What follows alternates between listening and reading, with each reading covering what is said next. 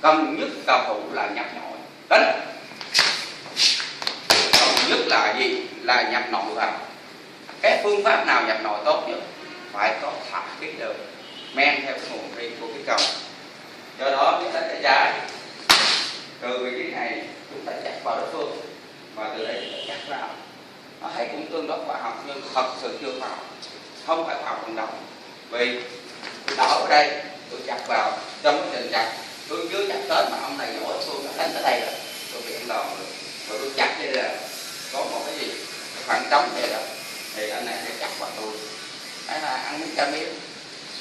Cái làm sao chúng ta thì môn phái trong đạo nghiên cứu nữa là dùng cái công đó men vào cái điểm này, men vào cái điểm này tạo thành cái ba cạnh tường thì tạo thành một cái cộng hưởng cái công lực chúng ta, cái gia tốc sẽ tăng lên rất nhanh và gia tốc tăng nên nó là tạo ra cái lực phát kình chúng ta dự khí và chúng ta thả thân tạo ra lực âm dương vô cùng mạnh và đối phương hoàn toàn bị kháng cự.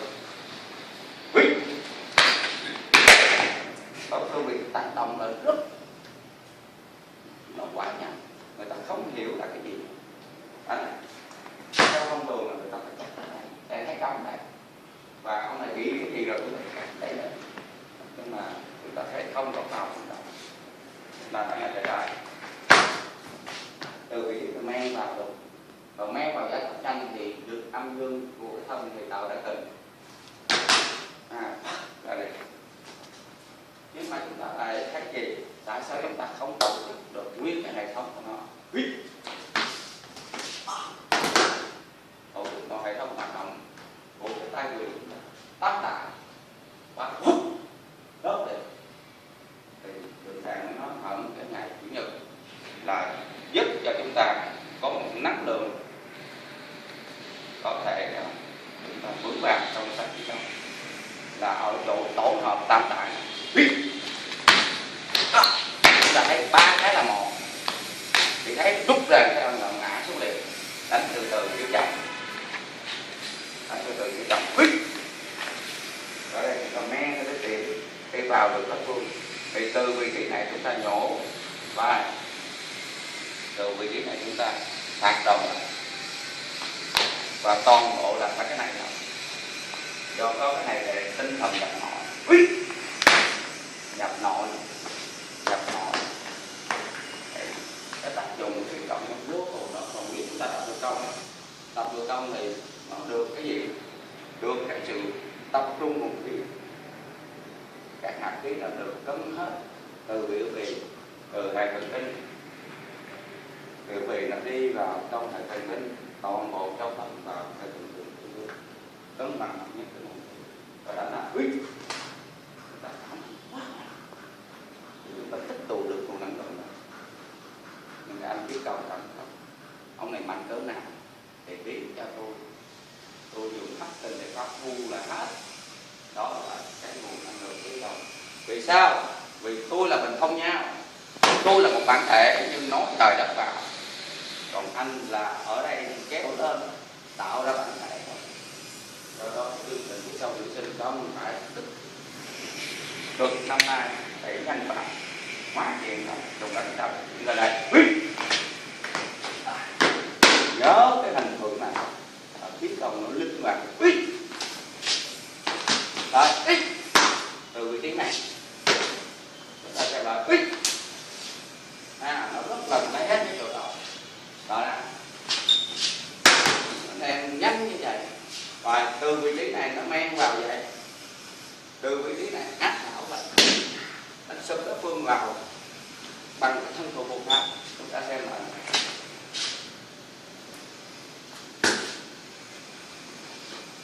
giúp ra cái xong toàn bộ và từ đó chúng ta phát hiện thêm một điều nữa, khi chúng ta tập cân cao nâng cấp thì chúng ta sẽ có những quán trị thân thủ bộ pháp một cách hài hòa đó thì đi tới cái vấn đề hạt cách mạng. Và sau đây tôi sẽ trình bày bài Thái Cực Công thực chiến phần đầu và áp dụng trong chiến đấu các phần giao như thế nào. Như vậy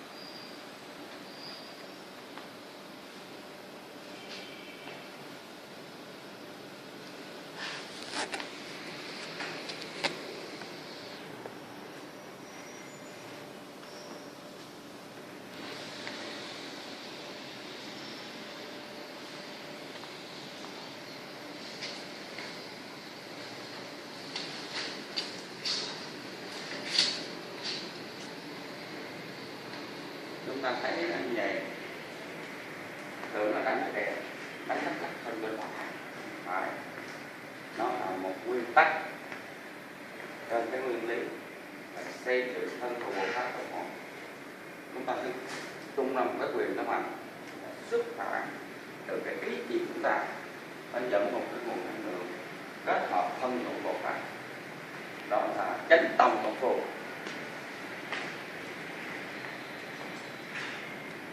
Do đó mẹ con không sợ từ vị trí này vào, từ vị trí này nó vào, nó cầm xuống từ vị trí nó vào.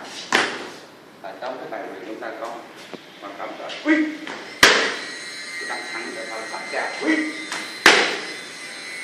nhẹ nhàng không hề dơ, chứ bao giờ đánh đủ được để nó có bộ pháp mã trong thân,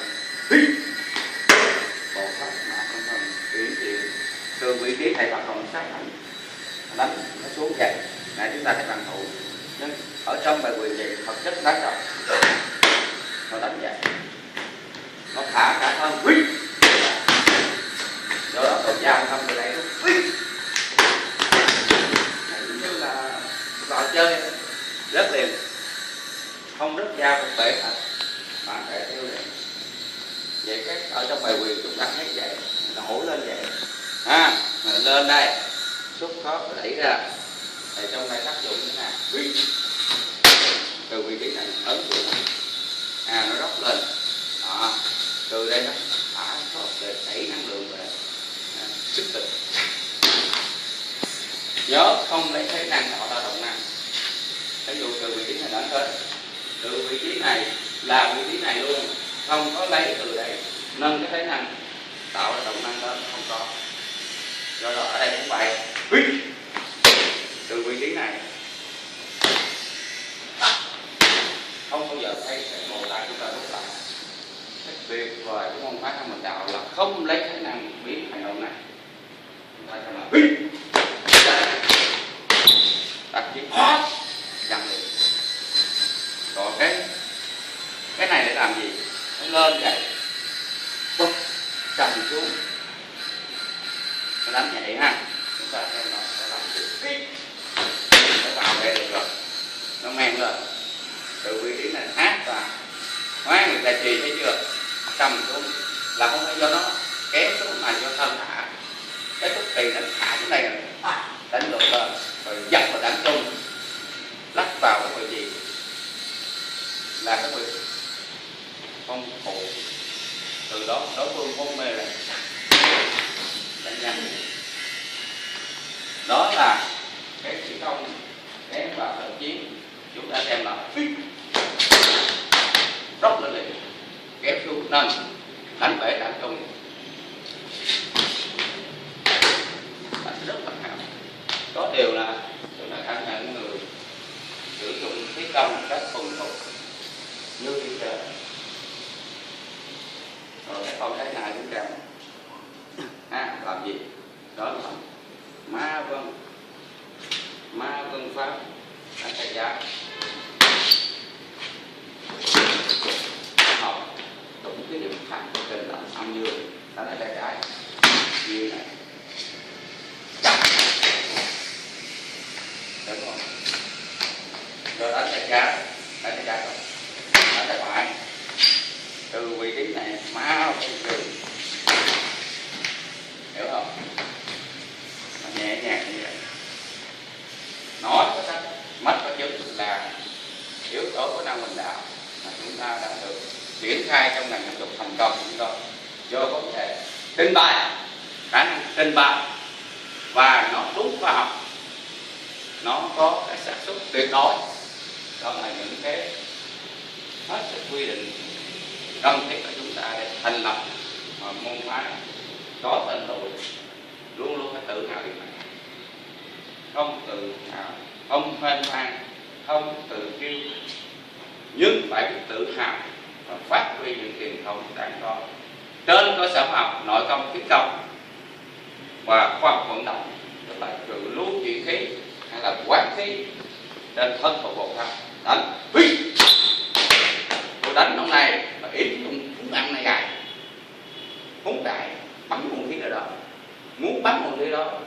vận động ý chí được này, yêu thân thụ Bồ Pháp đạo và phải thành trong cái chế độ tam tạng và cái luật âm dương.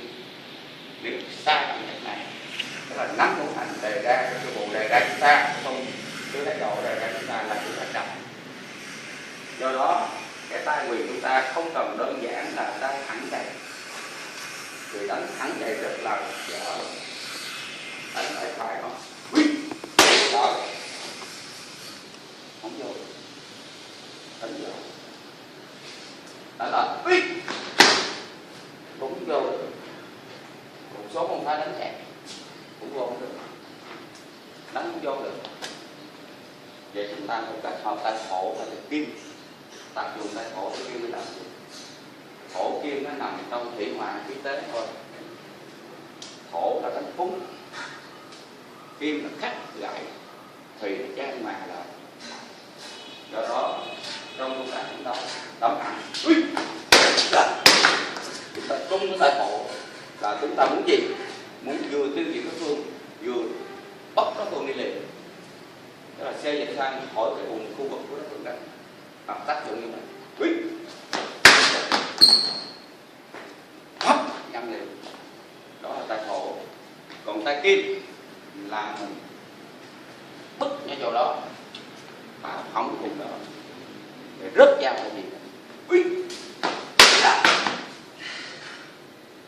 Cái tư tay khổ đi thấy tung ở quyền là ông này hay một dùng hết thân thụ Bồ Pháp chuyển khí vào lại liền, cho nó toàn bộ Phật thân rất khỏe và cân bằng học nhất được, luống chuyển được nguồn khí, đó là bao vận động trong bản thể số 1 rồi nội công, mà nó tung ra biến trời đất thành cái của mình và cân bằng học khí, thiên địa nhân đồng những cái chưa có, chúng ta phải tập trung trong tất cả nguồn năng lượng của Phật hãy là do thượng đẳng, do thượng đẳng, do thượng đẳng linh hoạt máu mọi vấn đề. Và từ ngay chỗ tính chất này, trong cái bài này nó có một số động tác, còn bài số 2 nó có những động tác gì thì nó sẽ dùng trong bài gia. Đúng rồi, vâng, chúng ta quay tiếp bài số 2. Bài thứ 2 là bài dưỡng sinh chiến đấu hồi nãy là cân bằng hợp khí.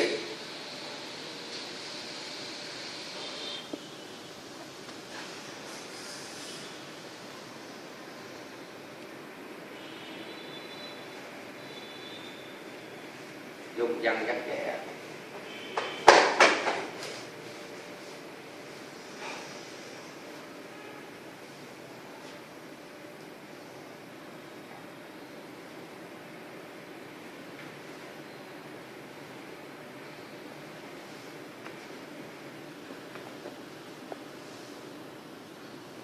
đàn khối kinh,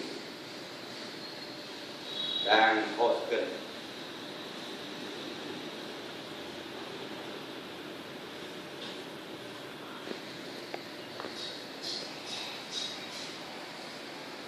Vô dương nhất trần,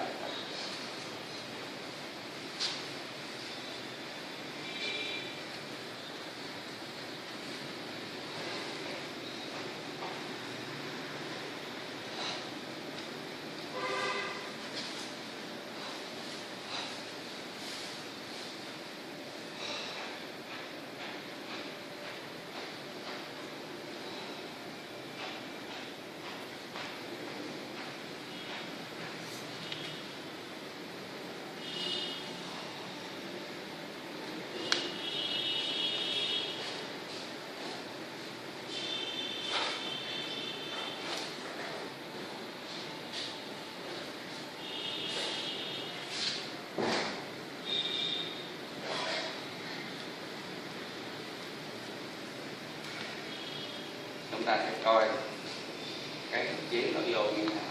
Ở trong đó có bộ này. Thật ra mình cũng cảm ơn các hộ tương đàn hộ, không cái thầy hộ, cái tổ chức hộ dạy cái phần này cách đây 25 năm. Tới những lần này chúng ta phải làm việc của cái nhập họ ra. Còn cái thương mại này để làm gì?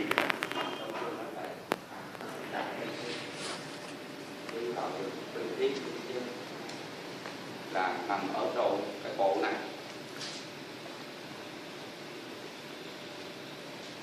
Bộ này do chúng ta hút đất, lập ra cái bản bệ chúng ta vô cùng trực luôn. Nhưng bàn tay chúng ta thấy không, là phải đi theo trục này. Vì cái trục này nó luôn giữ cái là thân mặt này. Để bí mật đó thì tôi sẽ lấy đồ để chúng ta sao cái bàn tay nó đi là, còn bàn tay cuối cùng là tích hợp khí, nó giống kẹp đơn nội công cuốn lại đó, tích năng lượng khí xả ra toàn bộ để xả ra. Do đó chúng ta xây dựng tiêu chí là dưỡng sinh và chiến đấu trong máu, mà chừng nào mới được trình độ như vậy trong một tập thể chúng ta rất lâu. Ví dụ chúng ta phải luôn tinh tấn và văn mà tự thân. Chúng ta những khi ngồi trên xe mà miếng này, những khi nửa đêm cả về vơ tay qua chân một ta cân này,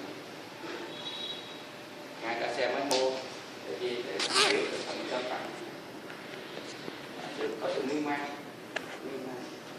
sự đam mê trong đó, trong tác nghiên cứu thì mới ra được. Giờ chúng ta lấy ra, chúng ta sẽ cho tất cả quý vị xem và chúng ta sẽ xây dựng bác bài chuyển động rất nhanh trong 15 phút. Không có gì chúng ta nghĩ lấy dao này được.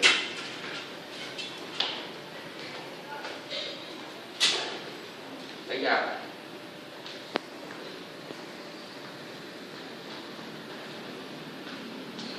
dao nó thật.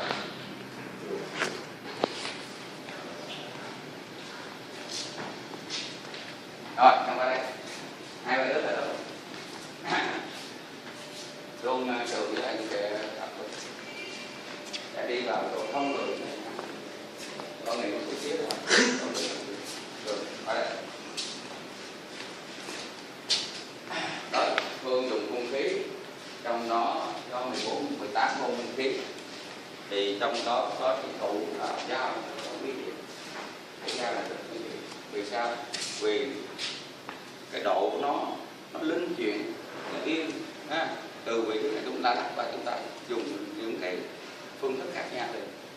Do đó nó linh mà thì tổ sư nó là một trong những cái binh khí nguy hiểm. Và nếu chúng ta triệt hạ được cái binh khí này, chúng ta sẽ giải phóng được hết calo ở đối phương. Chúng ta được tổ sư chỉ định nghiên cứu đang trở thành 16 võ sư của 16 môn phái đến đây sẽ sưu tầm được 165 thế giao của môn phái mình. Nhưng tụ chung của một số cái đòn chính ở đây. Còn thứ nhất là đối phương sẽ tâm theo phương thẳng. Từ vị trí này chúng ta dùng các thân mã cho nếu chúng ta làm là nhảy đánh như vậy, đánh né như vậy là dễ ăn dao. Chúng ta cứ bình thản tắt đó, chúng ta đi vào bên trong bằng hai thân mã. Đi vào thái cực mã thì cái bộ tay sẽ trong cái bài thái cực công. Thái cực công này chúng ta sẽ như vậy để bắt da, để bắt da rất nhẹ nhàng. Từ vị trí này chúng ta có nhiều cách đánh. Cách đánh nếu bình thường là chúng ta sẽ lâm vào đánh thương. Từ vị trí này chúng ta phải dùng cầm đạch thủ sách ngược ra để phương dẫn khí để phương ngã, nhích chân trái hoặc đất xuống. Từ vị trí này chúng ta ép ra lại đất phương sẽ, nếu như rất dao thì sẽ rất dao, còn không thì sẽ gãy. Chúng ta xem lại rồi đây, từ vị trí này lấn ra, vị trí đánh đạo nó không đánh đầu không, đánh phần bộ hạ đối phương bằng trước. Và từ vị trí này chúng ta sẽ dùng cầm là hụ hai ngón vẽ các đạo đối phương để nhích chân vật. Từ vị trí này chúng ta sát ngược lại phương này, thả thân. Nếu phương chưa rất ra sẽ rất ra. Trong trường hợp 2, đối phương quá mạnh không rất dao. Trường hợp 2, vào đây nâng lên không rất dao được rồi. Chúng ta nâng tới đây thôi. Quá đông hai tới rồi thì chúng ta còn chắc là quất cái phương xuống. Thì lúc đó phải bẻ dao này. từ vị trí này nhớ ha, đặt rồi dặn vào đỡ cái phần này mổ này thành toàn bộ các nguyên liệu thì đỡ phương phải rất dễ.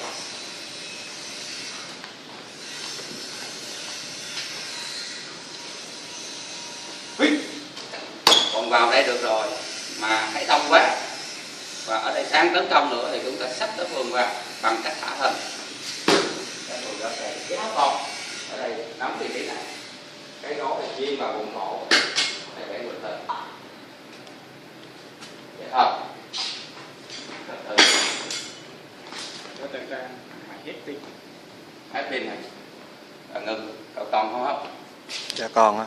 Quay tiếp rồi ngưng nó đi. Con sẽ trả hình có cấm cho quay tiếp được không? Hả? cắm play cả mũi Mới vô hả? Con ngưng tiếp theo đi. Tiếp theo từ vị trí này chúng ta thấy đối phương lao tại đông quá thì chúng ta sẽ thân này từ vị trí này là chúng ta chiên vào cái ốc này, chết ngay chỗ đây vặn ngược lên ở phương này hết. Còn nếu trường hợp thứ hai vào vị trí này cũng lo đối phương xuống này, nếu đối phương cái tay của phương cảm thấy là tay rất chắc thì chúng ta không phải chêm vào cổ mà chúng ta chêm vùng này, chêm vùng này cũng nắm chỗ đây sắp được rồi, đối phương rất là đau rồi và phải bút rất vào thôi. Trường hợp thứ ba cầm thẳng luôn vào vị trí này rồi, trong trường hợp cấp bách quá chúng ta đẩy cọ luôn, đối phương sẽ lập tức đặt dao nè và cũng giống như cái một xuống thả luôn, thấy chưa? Trong trường pháp quá phần lấy rất dao để cãi con đối phương rất dao. Vị trí này gấp quá cắt đối phương xuống, đó nè cả thân hiểu không? Tập rất chết tươi hoặc là các đồng dao của môn phái nào mình đào tích hợp rất nhiều môn phái khác, bẻ không đủ phải dùng cái bài cầm nã thủ cái tập phá tập những cuộc đó và tập kết. Bây giờ đi ra ngoài thì sắp cái tay phải luôn và đánh lại chưa là cái kỹ thuật dùng dao tuyệt luôn như vậy, cái chỗ không người đi vô đi ra nhẹ nhàng. Đây sắp đây cái con hay dính liền không, còn bây giờ ông là em giống mình thắt không được đâu, ở trên bờ được dùng cái sắt bằng thân do cái thân mình sắt đều phải chưa từ vị trí này lười đủ to để bạn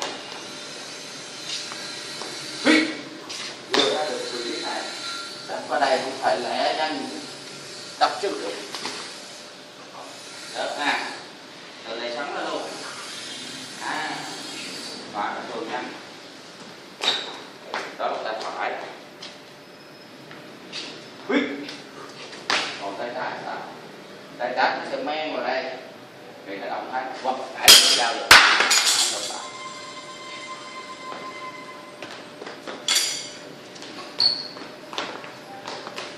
Bây giờ còn đâm thẳng luôn, còn một cái nữa hệ thống cho chúng ta luôn.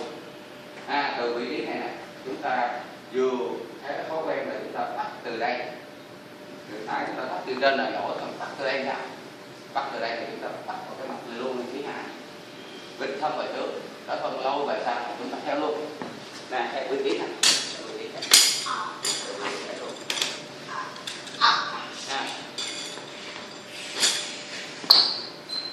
chúng ta làm là cái này, chúng ta bắt ngược lên sao, này bắt từ trên dưới, bắt ngược lên, rồi thả về phía hạ, một là bật ngang, hai là lên về trước, nó phân luôn về sau lên luôn, định luôn.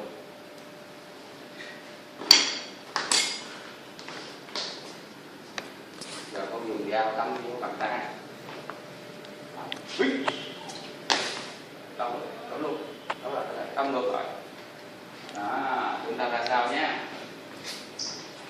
Từ từ cho bằng tay. Ui. Làm sao như vậy đó. Làm vào nhé. Bình tĩnh như một điều khiêu vũ trung xuống. Đây nè. Sách lên. Được không? Rất đẹp. Làm xem lại.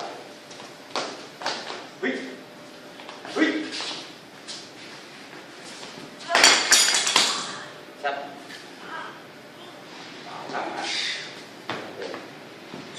Nghiên cứu 16 môn pháp. Rồi trong cái bài buồn chúng ta thấy vậy. Thì bây giờ dùng vô dao đâm. Dùng như dao vào vậy. Rất đơn giản. Hồi nãy chúng ta thấy dây. Chúng ta bước qua dây. Thì dùng vô dao là sao? Được, đều này thả lên, đừng có đi thả lên, gãi lắm đấy, chúng ta xem là tay này, vị trí này quan trọng, dù còn là sao cũng được, hiểu không? Đánh có non lực khí được, chứ không phải đánh không buồn. Ok. Cầm lên đỉnh đầu xuống. Vào vị trí này được rồi. Tắt ra được rồi.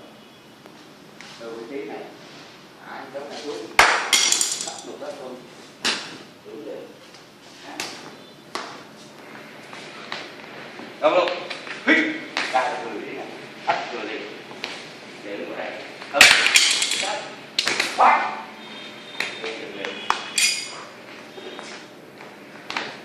Vừa luôn.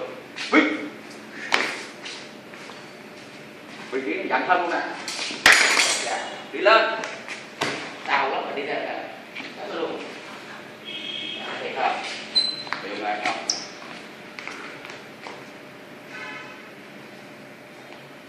Cầm. Cũng làm rồi. Hít. Vô chặt một. Lòng. Xiết. Đánh để học. Để đi lên. 4 năm. Hít. Nhích nhanh.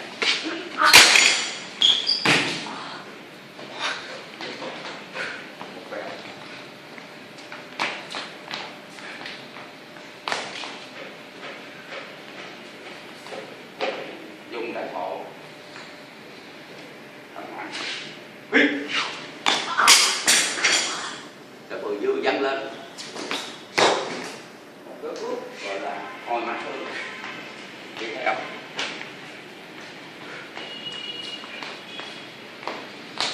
Tâm thẳng. Hít. Và hóc rồi, hóc luôn.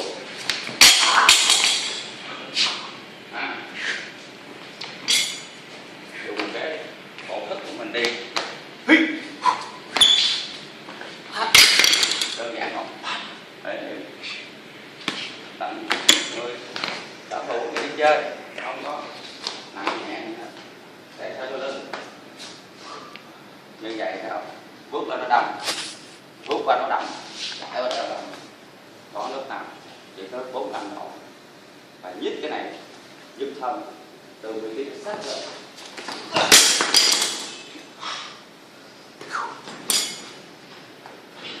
Tay trái nhìn vào đây, không thấy tay phải là phía tay trái, cũng nhích vào đây nè, để cho nó được lẫn lộn, đánh liền,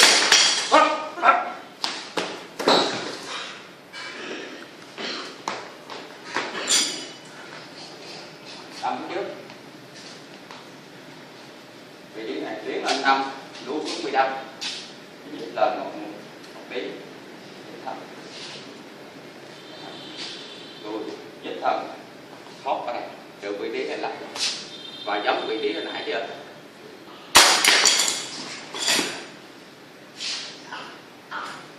Trong vị trí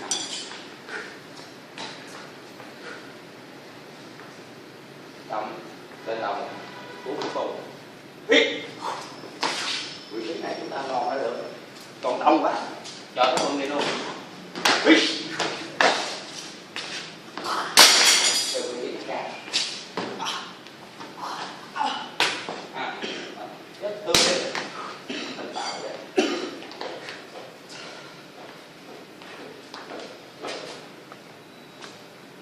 Còn trước là chúng ta phải phá vào cổ tay tầm thẳng hít ra được vị trí này.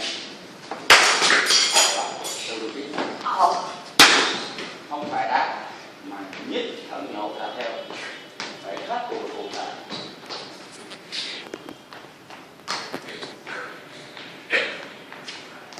Cầm luôn ra được lúc này cũng vậy, đừng tin hốt chết liền. Dạ dạ.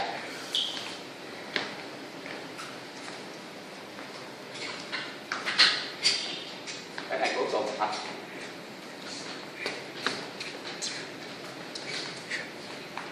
Con đánh thẳng đứng càng dùng thằng thủ đánh chậm thôi. Thủ đó cũng vừa nha. Không cái thuốc và hôi nặng thương, đó là những điều kiện tâm giảm thiểu mà nó khoa học. Cái đó rất nhanh, rất khoa học và rồi học. Do đó trong công tác chiến đấu mình cần sắc nét hơn trong năm nay này. Nước đường lên tên vào cái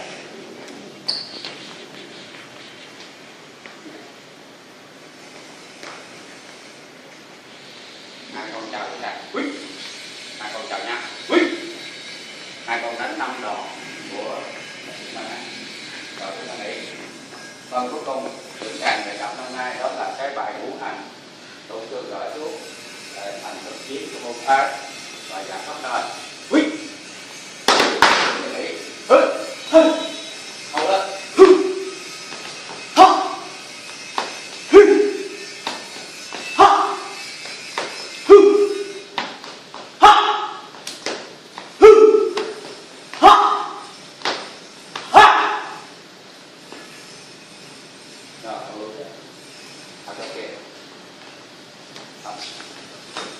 Lên hai châu cái tay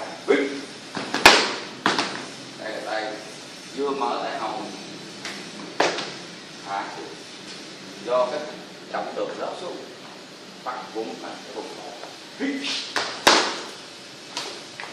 Nhưng mà thật ra nó làm hai con đánh vừa về đánh về mà ba tâm tài tự đi đến chung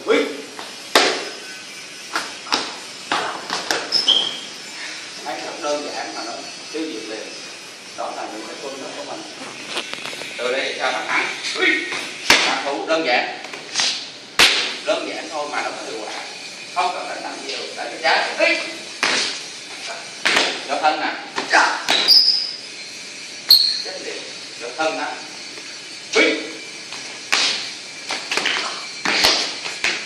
tâm tài đánh giờ hấp đánh cái phải đánh dương cung làm từ như vậy chúng ta gọi là đổi đầu lên dương cung tấm thẳng chúng ta ra được vị trí này đánh rất cao thì mình mới sẽ ưu đã đạo lắm. Từ vị trí này mình mới tung một chút nữa, thì khi tung cái trước đó là do cái mắt phần xương ở phía trước để chúng ta không bạn theo. Chúng ta xem là đó cái đây là không từ vị trí này cùng ngay chỗ vị trí này rồi chào nghỉ.